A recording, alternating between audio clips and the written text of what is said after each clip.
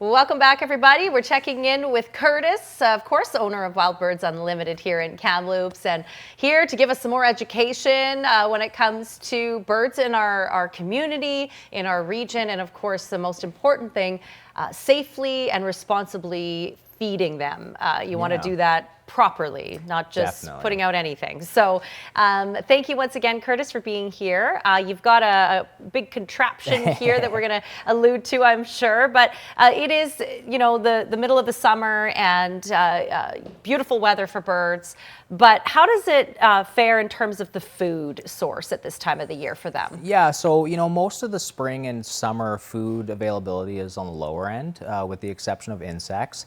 But now as we get into the, you know, later in the summer, the seeds and the fruit and all these things are starting to ripen. So we're actually at a point where we're starting to get more into natural food availability. So birds may not be super busy at the feeders, but it's still really important to have bird feeders up, because as birds are feeding off of natural food and sort of locating where the food is, they're already preparing for winter.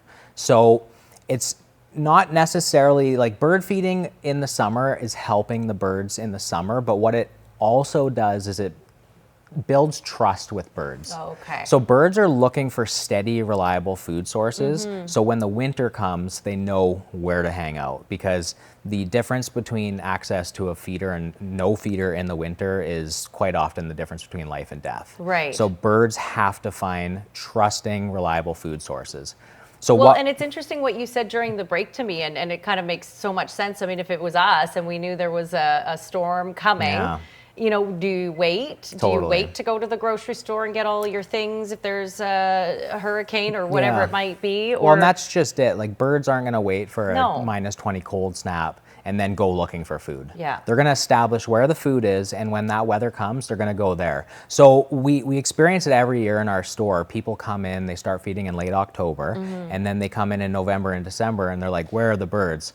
Well, the birds are at the people's feeders who have had the food up since, you know, August, September, because they've already built that trust. Yes. So unfortunately, you know, it's you don't have to feed in the summer, but feeding now is going to provide better results in the winter.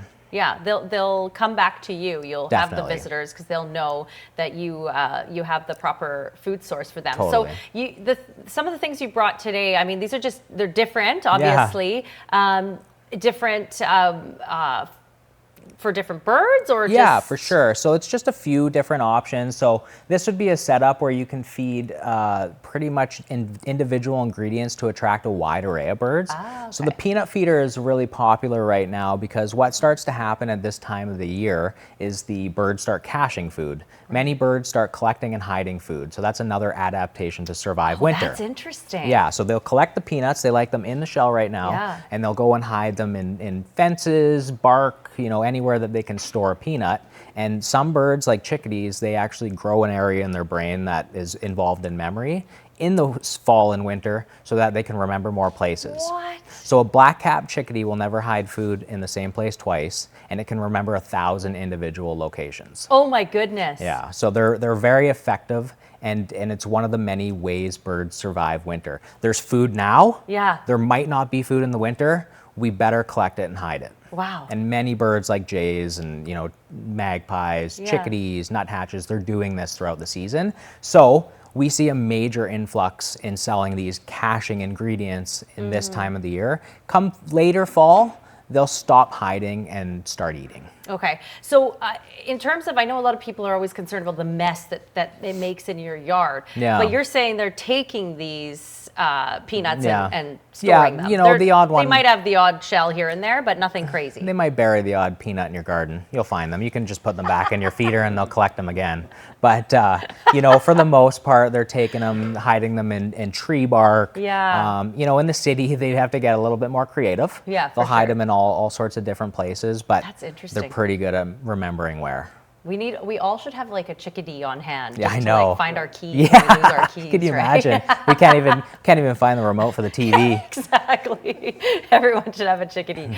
And then the one here is that's your no mess one. Yeah, that's we got the no one. mess seed cylinder. So these are great year round. They're super easy. Honestly, we're promoting these for the summer because we have them in different sizes, this being the small one. And they're something that they hold together. The birds grab the individual ingredients and they last a long time. So they're really great for people who are going camping for 2 weeks. Yeah. They can put them up in their yard, know their birds are taken care of, still being consistent in the yard while they're enjoying camping. Yeah, and I mean, you're not going to attract all the critters and, No, and for sure. rodents And with the something like nice that. thing about this one is the hot pepper one. So the spicy is very unappealing to things like squirrels, mice, deer, raccoons.